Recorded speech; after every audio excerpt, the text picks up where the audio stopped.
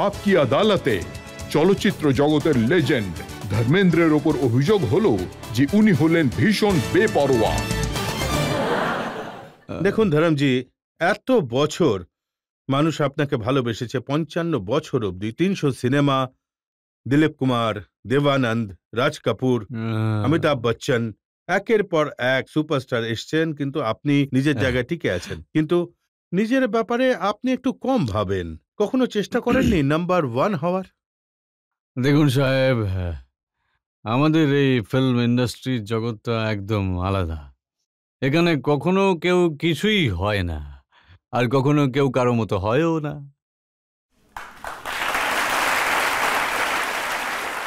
আমি তো এটাই বলবো, এই ইন্ডাস্ট্রিতে ऐसे वैसे लोग बन जाते हैं कैसे कैसे। मुझे तो मैं भी ना बनना आया, वैसा बनो तो कैसे। এর জন্য আর একটা পরিচিত শায়রি আছে, ওই ওই ফিল্ম নাম্বার 1 বা star of this, star of century, this have so many জিনিস। কেউ বাদশাহ, কেউ অন্য কিছু হবে। তাই আমি বলি, हम 3 में हैं न 13 में, हम 3 में हैं न 13 में हैं, मगर खुदा के बंदों की उस गिनती में हैं जो खुदा को मोहब्बत, मोहब्बत को खुदा कहते हैं। जोरे मोहब्बत बना लिए हैं घर दिलों में, अब दिलों से निकाले हम कहाँ निकलते हैं। এইভাবেই চলে আসছে। আমি খুব বেশি এই ব্যাপারে খেয়াল দিইনি যে আমি ওইটা পেয়ে যাব, আমি এটা করব। আমি টাকা পয়সা বাড়াইনি অন্যদের মতো, আমি মার্কেটিং পারি না, আমি ওসব। আমার শুধু ছিল যে আমি কোনো রকমভাবে মানুষের মনে জায়গা করে নেব, আর মানুষ আমাকে ভালোবাসবে। টাকা পয়সা তো আসবে, সেটা যাই হোক, কিন্তু আমার টাকা পয়সার এতটা, আর আমার প্রতিপত্তি তো একটা নেশা সাহেব, উঠে যায় আবার নেমেও যায়। কিন্তু ভালোবাসা এমন একটা প্রাণবন্ত জিনিস, সেটা হৃদয় থেকে যায়।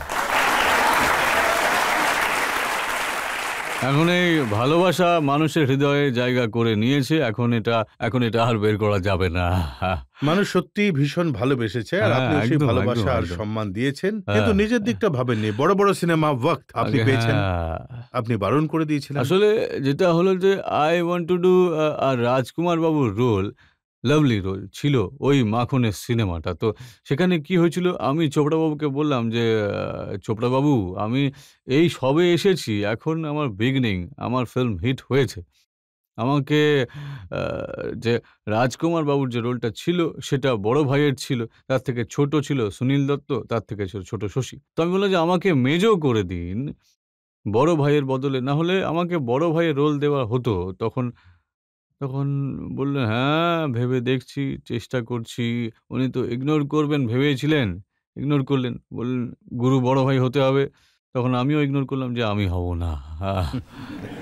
তাহলে যে রোলটা, যেটা অমিতাভ বচ্চন সুপারস্টার হয়েছিলেন, হ্যাঁ, সেটা আপনাকে অফার করা সেটার হয়েছিল? জন্য আমার আনন্দ হয়, কিন্তু খুব দুঃখও তো হয়। দুঃখ হয় এই জন্য যে আমি 17,500 দিয়ে সালিমের কাছ থেকে ওই ফিল্মটা কিনেছি, আমার কাছে পড়েছিল। আর আমি প্রকাশ মেহরার সাথে সমাধি প্রেমটা করেছিলাম। উনি হি ওয়াজ সো এক্সাইটেড যে আমাকে গল্পটা দিয়ে দাও, আমি তৈরি করতে পারবো পাজি, আমাকে দিয়ে দাও। আমি বললাম যে একই তো ব্যাপার, আমি বানাই বা তুমি বানাও, আমি তো প্রোডাকশনের ব্যাপারটাও জানতাম না। তা আমি ওনাকে গল্পটা দিয়ে দিলাম। তো আমার একজন কাজিন সিস্টার আছে, যিনি ক্রোধী ফিল্ম তৈরি করেছিলেন, মিস্টার বেগ। তখন উনি হয়তো প্রকাশ মেহরাকেও কখনো অ্যাপ্রোচ করেছিলেন। প্রকাশ মেহরা হয়তো না করে দিয়েছিলেন কোনো কারণবশত। তখন আমার বোন আমাকে এসে এমন এক দিব্যি দিল যে এটা করো তাহলে এটা, আর এটা করলে পরে এটা, এই ধরনের ইমোশনাল বন্ধনে আবদ্ধ করে দিয়েছিল আমাকে। আর আমার বাড়ির লোকেরা বলল যে এটা করো না। পিকচারটা ছেড়ে আমি খুব দুঃখ পেয়েছিলাম, কিন্তু এই পিকচারটা আমাকে ছেড়ে দিতেই হয়েছিল। এই কারণে একমাত্র বোন বলার জন্য পিকচারটা আমি ছেড়ে বোন দিয়েছিলাম। বলেছিল যে প্রকাশ মেহরার সাথে পিকচার করো না। হ্যাঁ, না করেছিলেন। সেই রাগে উনি ওর পিকচার করতে রাজি হননি। আদারওয়াইজ এটা আমারই ফিল্ম ছিল। আর তখন আমার চুল, ছোট, ছোট চুল ছিল। আর রোজ ওই প্রকাশ মেহরা বলতো, "স্যার এইরকম সিন নেব, এরকম করব।" সমাধি ওর সাথেই করেছিলাম। খুব ভালো ফিল্ম ছিল, হিট হয়েছিল। সেও খুব দুঃখ পেয়েছিল। দেন he tried Dev Saheb, then he tried Rajkumar, then he tried, then ultimately যার ভাগ্যে হওয়ার ছিল, আর সে আজ জঞ্জিরের নামই সবাই চেনে ওনাকে। তা হয় এই লাইনে, এগুলো চলতেই থাকে। কিন্তু অমিতাভ বচ্চনকে শোলেতে আপনি রোল পাইয়ে দিয়েছিলেন। আমি কোনোদিনও বলিনি, কিন্তু আজ এখনো তাহলে সেটা বলেই ফেলুন। এখন না, অমিতাভ নিজে নিজে বলেছিল অমিতাভ যে এই রোলটা আমাকে ধর্মেন্দ্র বাবু পাইয়ে দিয়েছিলেন। তো আমি বললাম হ্যাঁ, হ্যাঁ, রোলটা ও তো আসতো আমার কাছে, না হলে এই রোলটা শত্রুঘ্ন খানের কাছে চলে যাচ্ছিল। আচ্ছা। আর শত্রু যখন জানতে পারলো তখন পাজি আমার রোলটা কেন দিয়ে দিলেন। আমি বললাম ভাই কিছু মাথায় আসছিল না যে কি হয়েছিল আমার, তাই আমার মনে হলো যাক বেচারা ওকেই দিয়ে দিই চলো। তো তো এইভাবেই আমার আরো একটা ফিল্ম ছিল আমার একবার অ্যান্টনি। তো আমি ওর সাথে চাচা ভাতিজা করছিলাম, ধরমবীর করছিলাম, ডাবল শিফট করছিলাম, ক্লান্ত পরিশ্রান্ত, ১৬ ঘন্টা কাজ, কখনো ২০ ঘন্টা করতাম। তো আমি মনমোহন দেশাইকে বললাম যে ভাই তুমি এটা অন্য কারোর সাথে বানিয়ে নাও, আমি পরেরটা রেডি করব। উনি কিছু মানে তখন বললেন না, কিন্তু ভেতর থেকে আমাদের এখানে প্রচুর ইগো আছে, আর ইগো হলো এমন একটা কন্টেজিয়াস রোগ, একজনের যদি হয় তাহলে আরেকজনের চট করে হয়ে যায়। আমি বললাম, এটা তো খুব ভালো, কিন্তু ভালো মানে খুবই ভালো, এইভাবে তো সে যখন এমন করলো তখন উনি বললেন যে তখন আমি বললাম যে না, যখন বলেছি করবই না। তারপর আমি ওর সাথে তারপর একটা সময় এইখানে এই দিক থেকে রাস্তা বদলে গেলে বদলেই যায়। আমি আমার সেলফ রেসপেক্টকে এইভাবেই ধরে রেখেছি স্যার। কিন্তু ভালো ফিল্ম ছিল আমার একবার অ্যান্টনি। আর ভালো আপনি ফিল্ম ছিল, তবুও কিছু যায় আসে না। যদি ওটাও করতাম তাহলে কি হতো? এত কিছু করেছি। सब कुछ पाकर भी हासिले ज़िंदगी कुछ भी नहीं। मैंने देखे हैं एक से एक सिकंदर खाली हाथ जाते हुए। আর এখানে তো এটাও পেয়ে গেলাম, ওটাও পেয়ে গেলাম, এই পেয়ে গেলাম। আরে মানুষের যে ভালোবাসা পেয়েছি না, তার থেকে দামি কিছু হয় না। এটা নিয়েই তো বেঁচে আছি, এটা পাওয়ার জন্যই আমি এসেছিলাম। কিন্তু শোলেতে অমিতাভ বচ্চনকে রোল পাইয়ে দিয়ে ভালোই হয়েছে। আপনাদের জুটি খুবই পপুলার হয়েছে। আজও মানুষ সেই গান গায়, এই দোস্তি হাম নেহি ছোড়েঙ্গে। কিন্তু ওই গানেই হেসেছিল, তারপর আমি আর হাসিনি। ওই গানটাতে ও এলো পুরো, তারপর আর কোনো সিন নেই যেখানে আমার সাথে হেসে কথা বলেছিল কোথাও। আমি ভাবলাম ভাই এটাও তো স্টাইল, নিজের নিজের স্টাইল। আমি তো হাসি খুশি ছিলাম, আমি কিন্তু তাহলে কিন্তু তবে ওই ফিল্মে তো মানে পুরোটাই আপনি মজা করে যাচ্ছিলেন, আপনি হাসাচ্ছিলেন মানুষকে। দেখুন, বেস্ট রোল আমার বীরুর থেকে ভালো কোনো রোল লাগতো না। এখন তার মধ্যে আহ, অনেক কথা হচ্ছিল যে আমি ওটা করতে, গব্বরটা করতে চেয়েছিলাম, আমি ঠাকুরেরটা করতে চেয়েছিলাম। এবার আপনি বলুন, বীরুর এমন ভালো রোলটা ছেড়ে আমি অন্যটা কেন করবো? হ্যাঁ, ওই হাত দুটো বাঁধা রয়েছে, মুখে খৈনি দিয়ে কেন করবো? Why? মানে হিরোইনের সঙ্গে পালানো, চল হাসিনা যখন রেগে যায় তখন গান টান করে, নিজের জীবনে আনন্দ উপভোগ করো, এরকম কালারফুল রোল ছেড়ে। আর ভিডিও রোলটা হয়তো এই জন্য করেছিলেন যে সামনে হেমা মালিনী ছিলেন। नहीं इसलिए भी অনেক ব্যাপার থাকে, এখন অনেক ব্যাপার যেগুলো না বললেও বোঝা যায়, কিছু কথা বলেও বোঝানো যায় না। ওই যে ইমোশনটা ছিল না আপনার, ইন কুত্তোকে সামনে মত নাচনা, ওটা সত্যি কি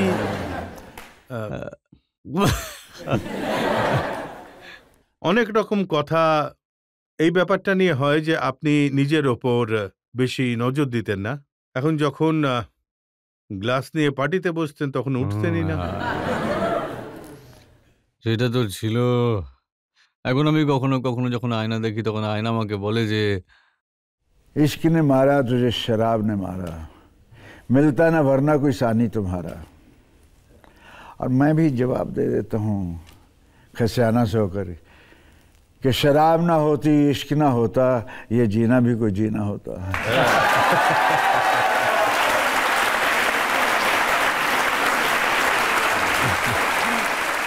কিন্তু এটা কি সত্যি যে আমরা গল্প শুনেছি যে মুম্বাইতে যেভাবে বর্ষা হয় আর বেশ কিছুদিন ননস্টপ চলতে থাকে, আর ননস্টপ বেশ না, কিছুদিন সেটা নয়। আমি মাঝপথে ৬ মাসের জন্য ছেড়ে দিতাম, ব্যাডমিন্টন খেলতাম, সোয়েট আউট করতাম নিজেকে ফিট রাখার জন্য, আবার পরে শুরু করতাম। তো আমি একটু রোগা থাকতাম। লস্যির মধ্যে মিশিয়ে খেয়ে ফেলতেন। হ্যাঁ, সেটা তো একবার হয়েছিল যে পরপর শুটিং হচ্ছিল, তখন দুপুরবেলা আমার বিয়ার খাওয়ার ইচ্ছে হয়েছিল। তো এই মৌসুমী চ্যাটার্জি বুঝেছিলেন তখন। তখন আমি ওকে বললাম যে, "এর ওপরে ফেনা তৈরি করে এনো। আ বিয়ার ঢাললে এর উপরে ফেনা তৈরি হয়ে যায়।" তখন বলে, "এই ধর্মেন্দ্র এটা কি খাচ্ছ, কি খাচ্ছ?" আমি বললাম, "লস্যি খাচ্ছি, লস্যি।" "আচ্ছা আমাকে একটু দাও না।" ও জানতো। ও বুঝে গেছিল যে আমারও হাসি পেয়ে গেলে আমি বললাম যে, "ঠিক আছে ভাই আমিও বিয়ার খাচ্ছি, বিয়ার খাচ্ছি।" তো বিয়ার খেলে তো কখনো কিছু হয় না। আর আমাদের একটা ক্যামেরাম্যান ছিল শোলেতে জেম। ওর দিনের একটা ও ৫-৭ টা নিজের কাছে বিয়ার রেখে দিত। ওই সময় ওর কোনো ব্যাপারও ছিল না। তো আ আমি পেছনে বসেছিলাম যে সামনে বিয়ার রাখা রয়েছে তো আ তো আমি ওটা তুলে নিয়ে সোজা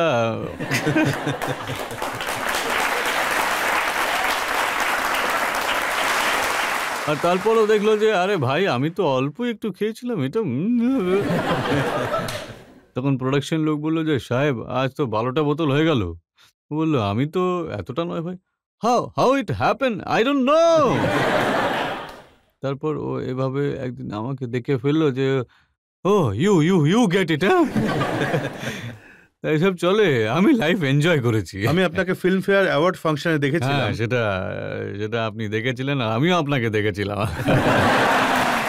কিন্তু আর দেখেছিলাম ওখানে আপনি খাচ্ছেন। আপনি আমাকে তাকিয়ে থাকতে দেখেছিলাম। আমাকে একদৃষ্টে দেখছিলেন আর আমি আমার কাজ করে যাচ্ছিলাম।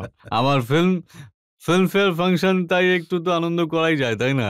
কিন্তু মানুষ এটা জানতে চায় যে এত নেশা করে, আহ যাকে সবাই বলে না যে আহ ফিল্ম ইন্ডাস্ট্রির বিগেস্ট বুজার, আহ কিন্তু আপনি যখন রোল করার জন্য ক্যামেরার সামনে দাঁড়ান তখন কোনো প্রভাব দেখা যায় না? আমার লিভার ভীষণ স্ট্রং।